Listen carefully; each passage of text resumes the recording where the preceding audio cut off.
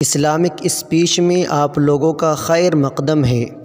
دین کے اہم اور ضروری مسائل سننے کے لیے ہمارے چینل سے جڑے رہیں۔ الحمدللہ وحدہ والصلاة والسلام علی من لا نبی بعدہ۔ قال النبی صلی اللہ علیہ وسلم یحب الانسان الحیات والموت خیر لنفس۔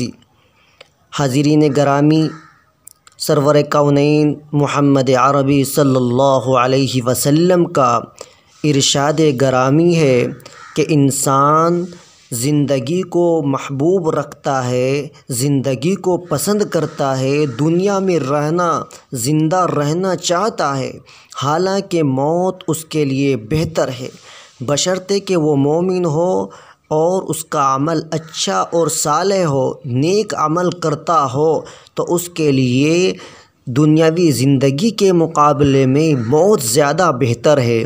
بعض روایات میں وارد ہے کہ حضرت صلی اللہ علیہ وسلم نے موت کو مومن کا تحفہ قرار دیا ہے اور فرمایا کہ انسان موت کو ناپسند کرتا ہے، مکروہ جانتا ہے، حالانکہ موت فتنوں سے بچنے کا ذریعہ ہے، فتنوں سے محفوظ رہنے کا ذریعہ ہے۔